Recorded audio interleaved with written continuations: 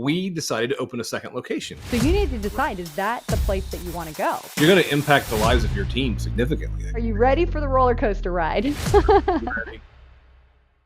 So my thinking is that usually we're talking to photographers and they're really struggling and they're on kind of that beginning arc of their business. And I thought, wouldn't it be cool to talk to someone who's already arrived? And that would be you. So it's always fascinating when you're talking to businesses over 500,000. And but because we do have struggles, we have challenges and we have things that we need to fix with our business.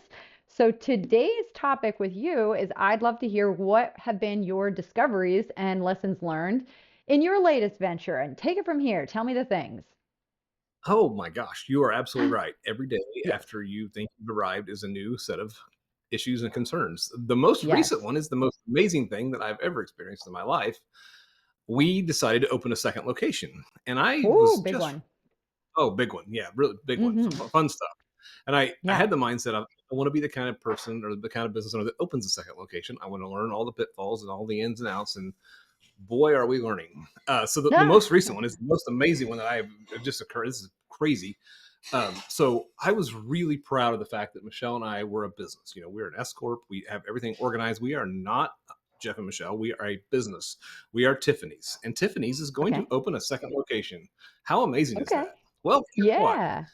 Our client relationship says that our clients hire us because of Jeff and Michelle Richardson, They not hired because of our Jeff business. and Michelle. Yeah. They It's not, hired they're not Jeff and hiring Michelle, and so Coca-Cola. they're not hiring Coca-Cola. They're hiring Jeff and Michelle. And so when we opened a second location, Jeff and Michelle can't be two places at one time. So Mm. 70% of our conversations were very thrilled about our new location. And they were also so sad that you're Oh, closing your Bloomington location. How are you doing that? Is Jeff in one? Is Michelle in another one? Are you guys separating? How are you oh going to my pull that off? God. And we were like, excuse me? Yeah. Excuse So me? they're halfway thrilled and they're halfway like Halfway freaking thrilled. out. And then but their brain is trying to put this somewhere like how can my favorite photographers be in two places at one time? That's not possible. So that Yeah. has created a whole new set of challenges. So anyway, Oh yeah, my God. So you had I to kind of digress. But dispel those things. And then, I it's mean, how are you quite doing it? Because one of the big missions when you're opening multiple locations is it is important to divide and conquer because otherwise what's the point? Why be in two locations if you could just do all the business in one location? So what did you decide? Where are you taking this now? okay. So I'm not on video. You're not recording video. So anyway, so I read the book Traction Uh-huh. 5, 6 years ago, maybe. And I read through it. It's like, oh, this is great. Business owner, blah, blah, blah, blah. Skim through it. I'm like, oh, I'm a small business. Doesn't apply. Okay. I'm Michelle and I, we've actually blocked a few days in Chicago. We're going to go get a hotel room, get some good food, and we're going to go through the Traction, the Entrepreneur Operating System workbook together. And it Yeah. really feels like we have to step back a little bit, and we're going to redo our core values because we can't make decisions on. We had one of our team members want to do her a 1 year checkup, and we were like, oh, Hmm. how do you do a 1 year checkup if you can't do like the people analyzer and check her against like all your core values? Does she, the GWC, does she get it? Does she want it? Can she capable? All these. So we got to reset. And so we're going Yeah. to reset and actually build a business alongside Jeff and Michelle Richardson are awesome photographers. And so Well, this is that's kind of, cool. yes, I'm excited about it. We're super excited about it. Super stoked. So Yeah.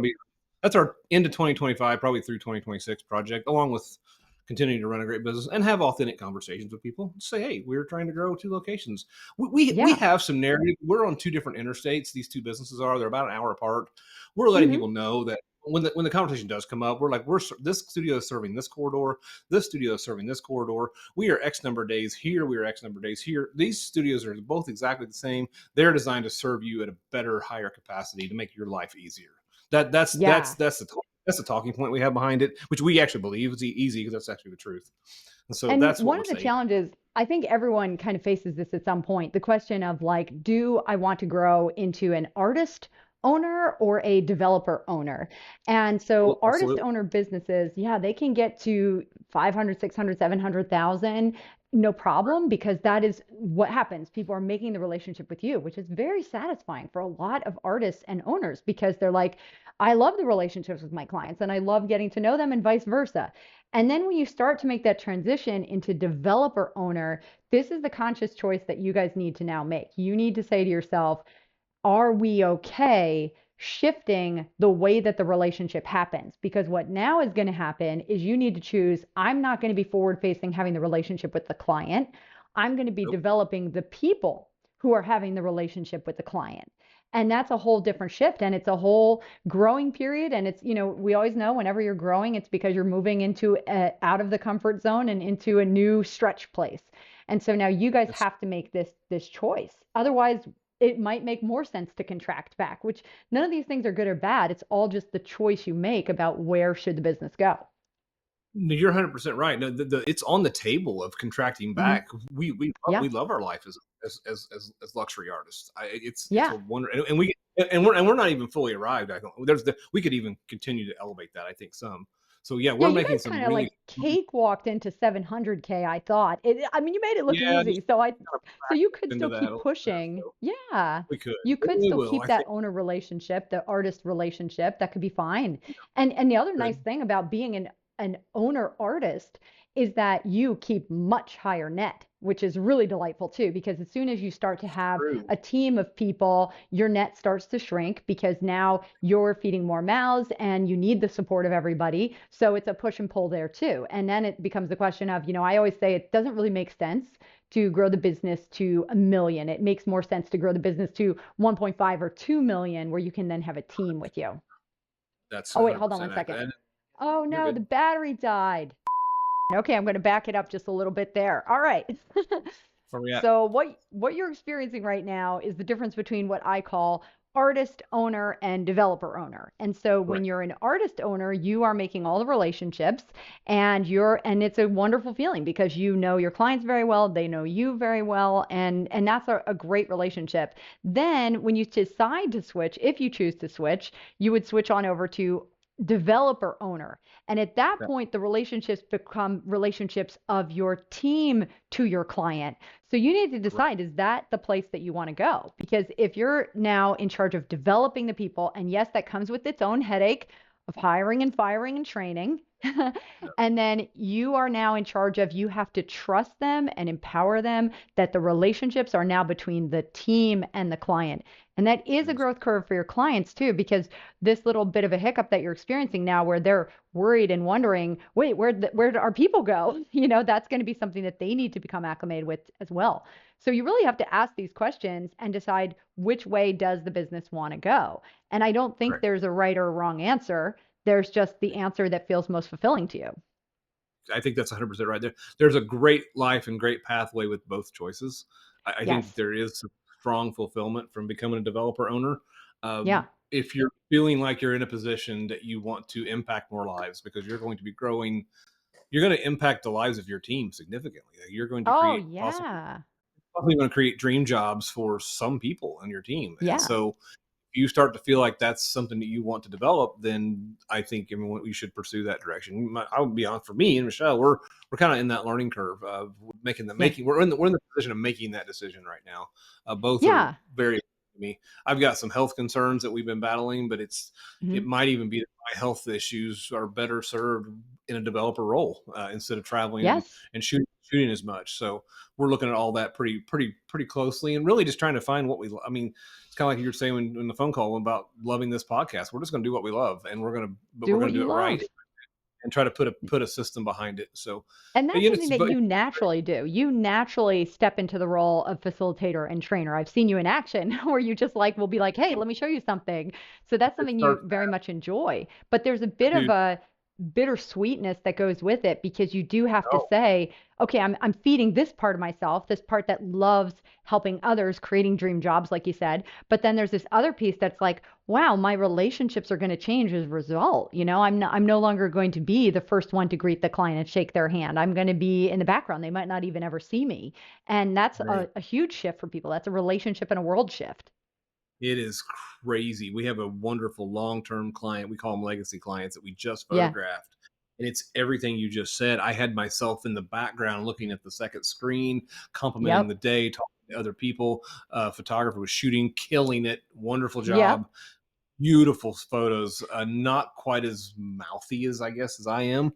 And at Okay. the end, they were like, uh, they started to make comments like, well, I don't think this is going as well as it's happened in the past. And then I don't think the vibe's right. Oh no.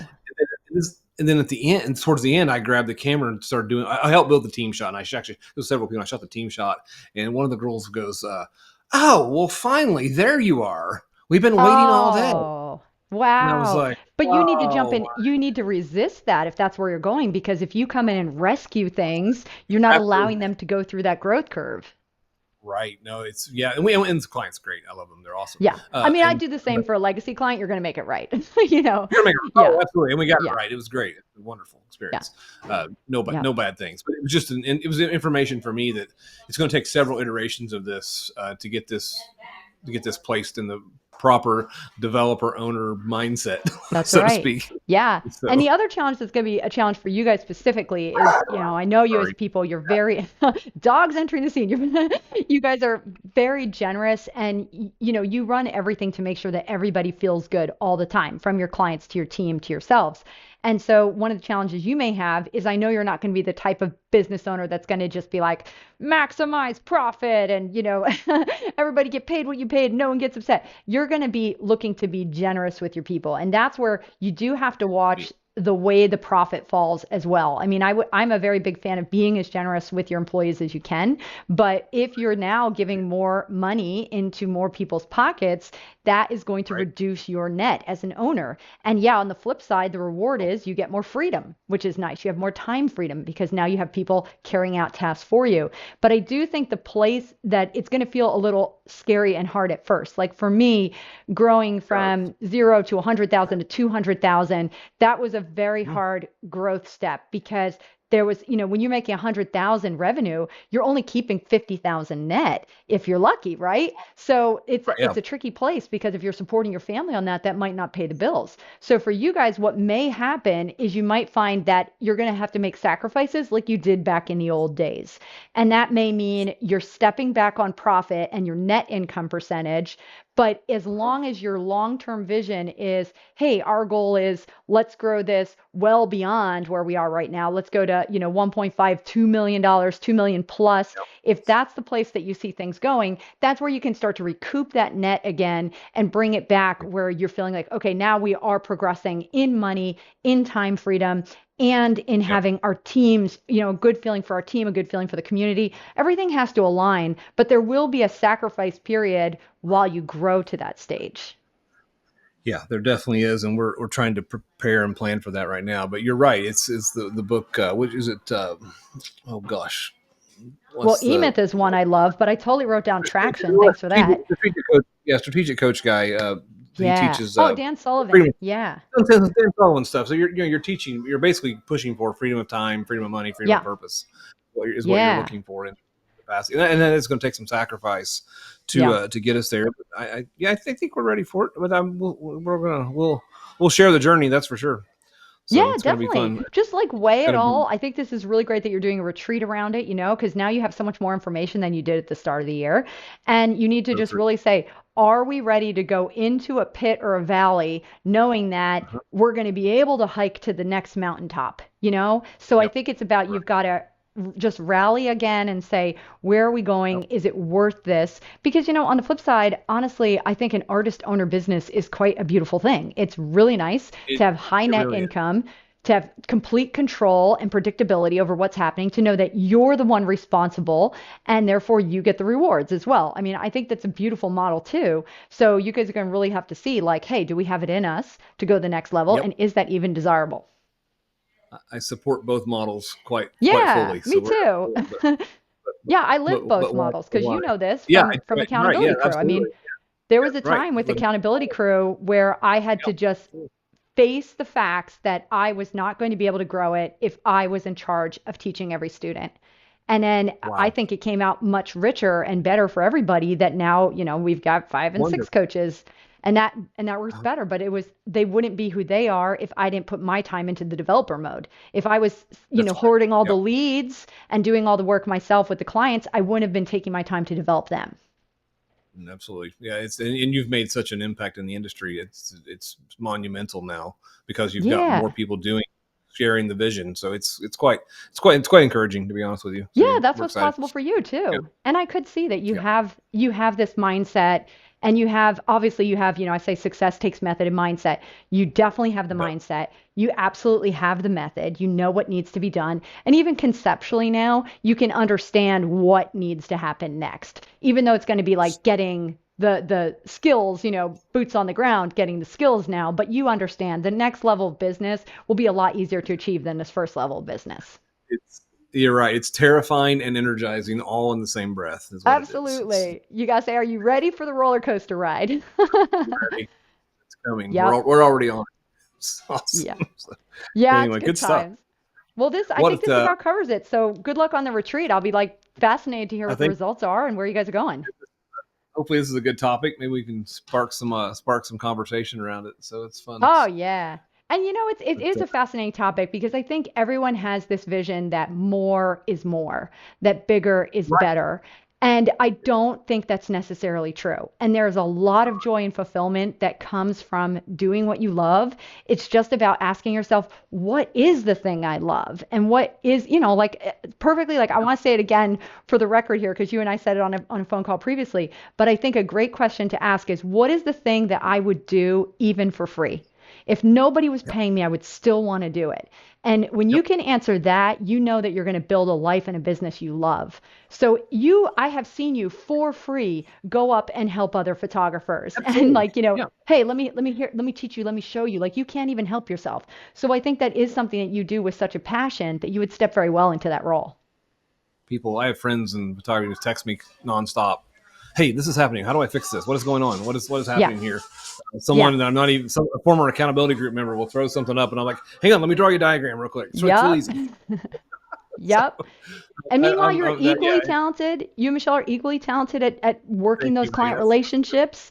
And so that's got to be the conversation too. Like, hey, we love both of these things. We would do both of these things for Okay. free. Now, which one is Absolutely. going to, that's when it's harder. I actually think it's harder when you love two things because now you have to It's make a choice and decide which direction to go. But for most people, I think it's more clear cut one way or the other. Like, yeah, I want to be in charge of hiring, firing, training, line me up. Or no, I want to be in charge of shaking that client's hand, giving them the hug when they're crying when they see their photos, making sure that they have the world class experience they deserve. And so, these two things, very different roles. So you have to figure that out for yourself. I know it's crazy. Well, this is an empowering conversation. Thank you for hollering at me to jump on the call with you. This is exciting. Loving the Yeah. podcast. So, Awesome. All right. Well, good luck. We'll talk again, no doubt. yep. Can't wait to talk to you again. All right. Have a good week. Okay. Yep. Bye. Bye. Yep. Peace out. Want to fix your biz? If you're a professional photographer or aspiring pro, you need to join me in the best business group on the internet. Rise to the Top with Megan DiPiero.